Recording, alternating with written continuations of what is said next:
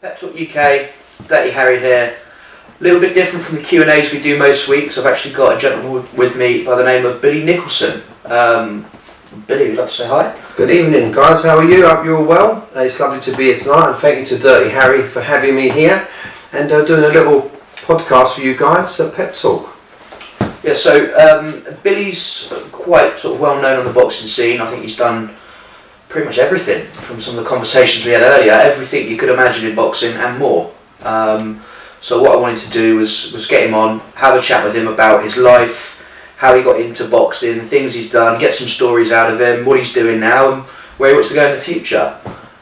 So with that, Billy, I guess, what would you say are your sort of earliest boxing memories? What do you remember of boxing growing up? Oh, one great memory. I won a bit of a sweepstake on a Lennox Lewis fight, 11th round win on a heavyweight contest, and that was amazing. I think I was only young, in the pub with my dad, and ended up choosing round 11, and he won in round 11. I think I got like 50 quid back, so that was a good memory.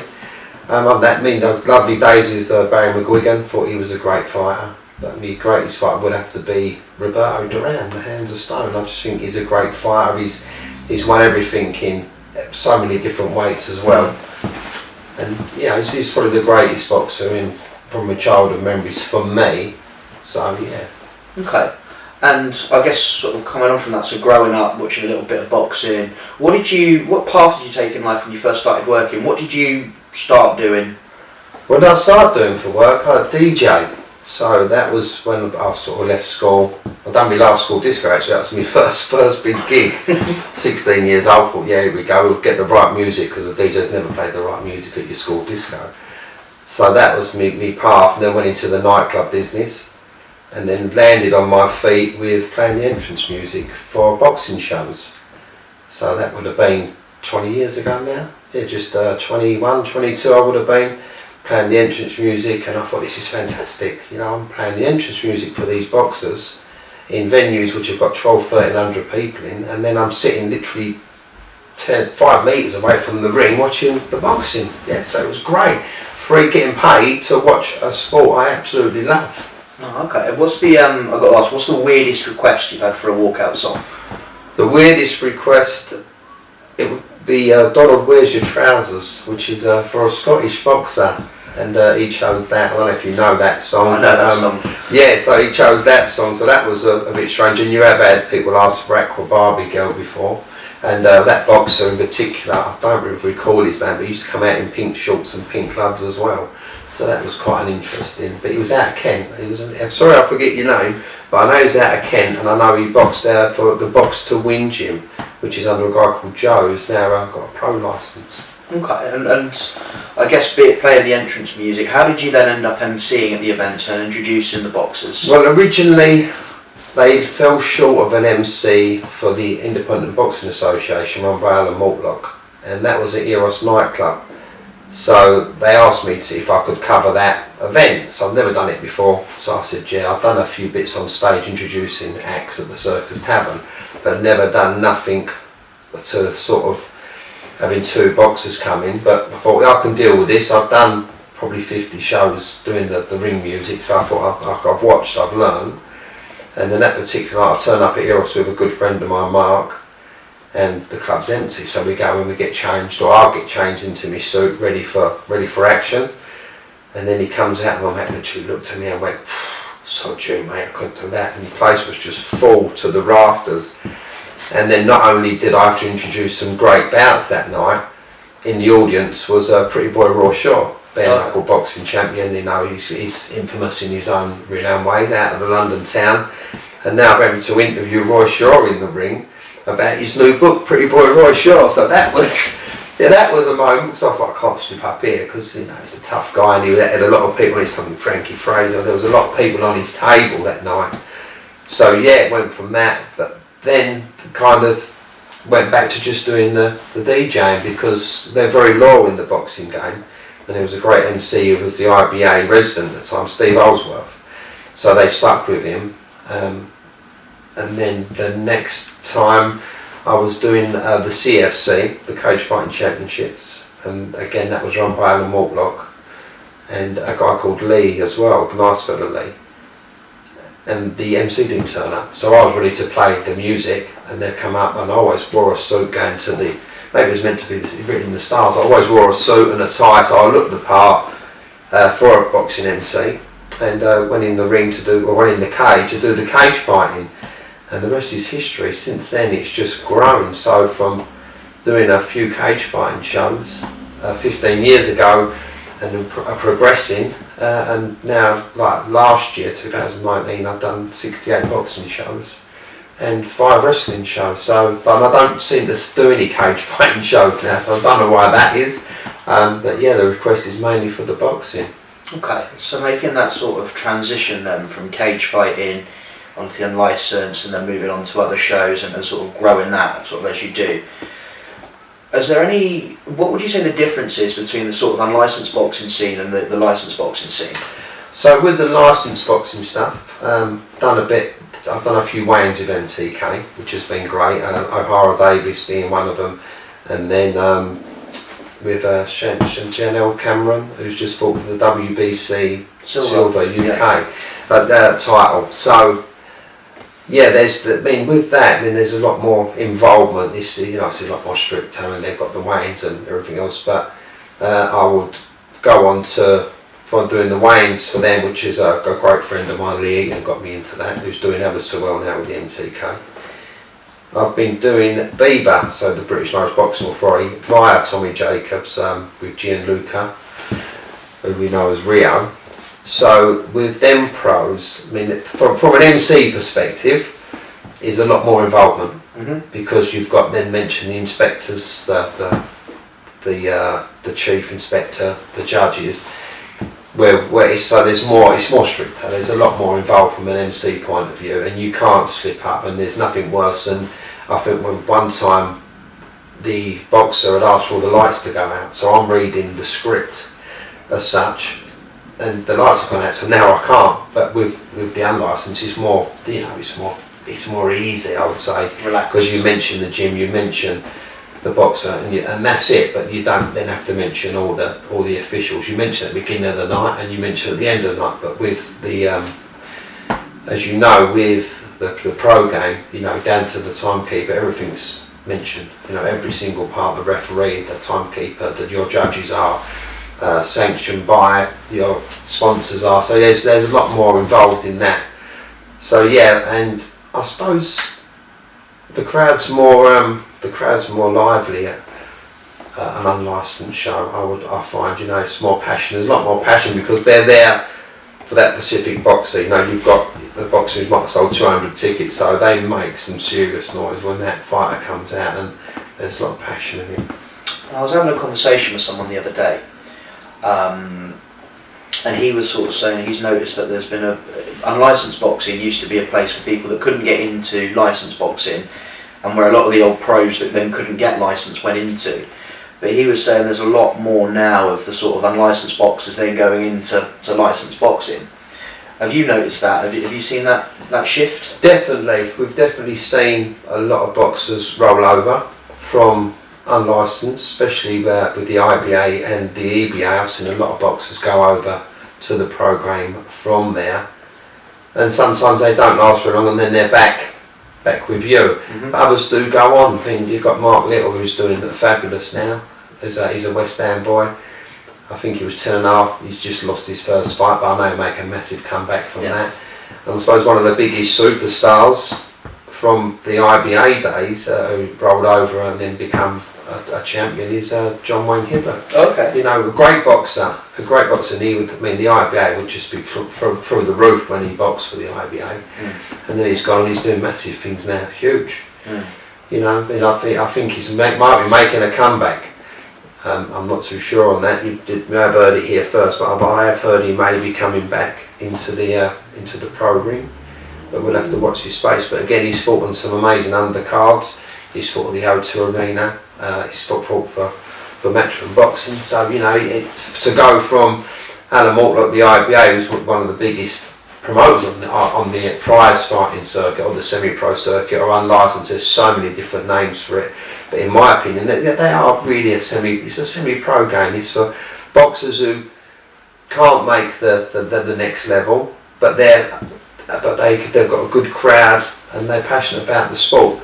I mean, then you've got the white collar level, which is for people who just want to come in and give it a taste, to come in and raise money for charity, fulfil a dream, and to tick that off their bucket list. Okay. And aside from the sort of MCing and the intro music, have you found that you've got other gigs and sort of evenings off the back of the boxing? Yeah, I have a lot of stuff. I do some weddings. So I MC weddings and they want that boxing kind of feel to it, and please welcome the bride. Yeah. So that's good.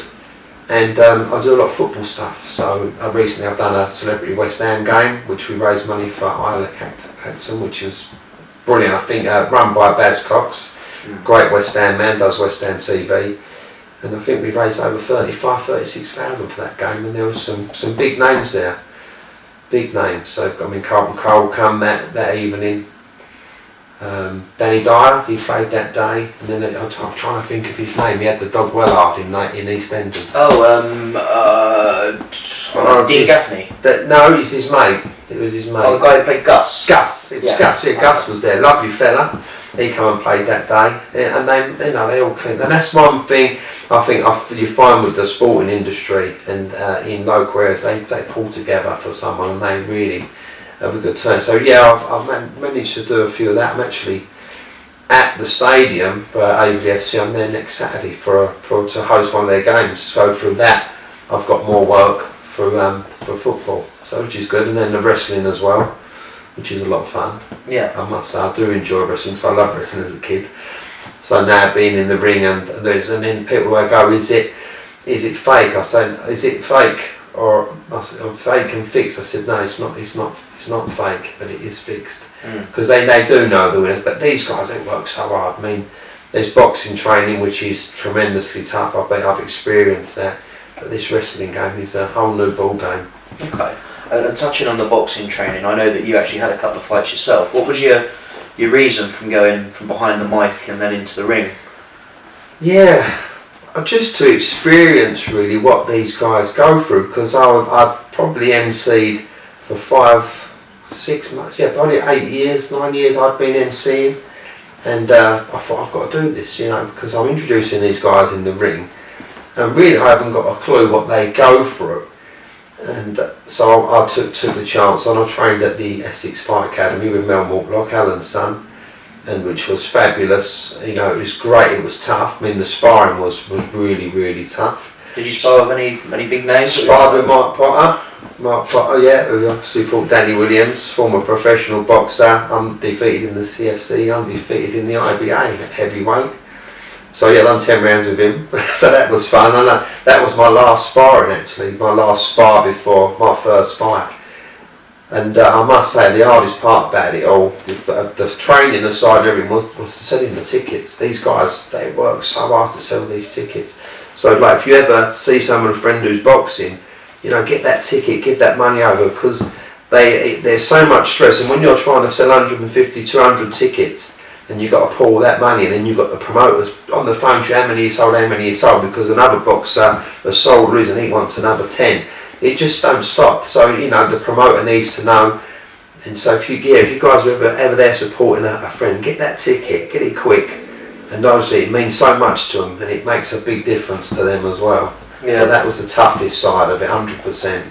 Yeah, I think it's something that I sort of do like to support local boxing. So if I know a fighter that's going out, I'll always buy a ticket, because you see a lot of the work they put in the gym. You see the kind of the stress, the graft that they're doing there, and then you watch, like you say, that stress of actually making the money to pay for themselves, to pay for their camp, to pay for their coach, everyone involved, and it's kind of all on them at that point. Everything's on them. And the promoter, they don't leave you alone, and they can't. It's their business, so they have to be on your case. And it is the toughest part of it, because it's the mental side of it. So you can do the training, you're in the gym, you can forget about it, but then you get a message saying, I don't want to come now, or so and so's dropped out, this one dropped out. I know things can't be helped, but it is definitely the toughest side of it, and it's something I'm glad I experienced. And doing the training, selling the tickets, and doing that walk on, which is just amazing. It's an amazing feeling. You're walking on and you've got the crowd going and the lights are going. and someone else calling my name out, which was fantastic. A good friend of mine, Danny Kendrick, done that, and it was amazing to just get in that ring and move around. So yeah, it's probably the greatest thing I've done, because it fulfilled a dream for me, but also has given me a lot more respect from the fighters who I introduced into the ring. I guess from that, maybe the fighters that you introduced into the ring, I mean, some of the characters you've met over the years, who are some of the funniest guys, what are some of the best stories, what have you? Marty Kays, he's an absolute legend, Marty. I call him Marty the Irish Entertainer Kays. He's a good journeyman, he's boxed all up and down the country. I think he's had over 200 fights now actually, something like that, and he runs his own boxing shows up in Ireland, which is the IBA as well, but it's the Irish Boxing Association. So he's a character. He'd always come up the ring and go to jump over the ropes, and then he'll just step through them. And so yeah, he's a character, and he'll wind the crowd. Another one, Jody Meikle, again, another good boxer. He's now a referee for Bieber. He's gone to another level now, but he was another judge. He'd sit on the ropes, and then he'd move and he'd move. So he was a great boxer, and he would entertain the crowd. And for some reason the crowd never turned on him, you know, because sometimes when he's a home fighter, it can be a bit funny, but he just had something special about him as well. So they're two great guys, two comical lads as journeymen, and then I suppose some of the greatest boxers are the likes of Mark Potter, Mickey Cunningham's another great boxer, Mickey Cunningham and Dougie Wood. I said to you earlier, they had a massive fight, and it was probably the biggest war build-up we had for an IBA fight. And we got them to West Ham, got them to Upton Park, had the photo shoot on there, and then they fought in Camden Palace. So that was, as I say, one of the most memorable parts of my journey in boxing, because it fulfilled a dream for me being a West Ham fan. Both these boxers were West Ham fans, and to go to the stadium, something which no one thought would be possible, and have the photo shoot, have the press conference there, that was fantastic. Which then led on to more stuff for us at West Ham, which we done the retirement meal for Kevin Mitchell, another great boxer, and also done an evening with Anthony Joshua just before he became the undisputed heavyweight champion of the world, or the unified world champion. What was he like? What was... Real nice guy, and like he says, stay hungry. And I remember talking to him in the dressing room about that, stay hungry, and he said it was just a quote from Steve Jobs, and he always believed in it. But no, real nice fella. Because I said to him, how should I introduce you out in? It was in Upton Park. How should I introduce you out? Should I introduce you as the up and coming heavyweight world champion? No. He's completely a humble man.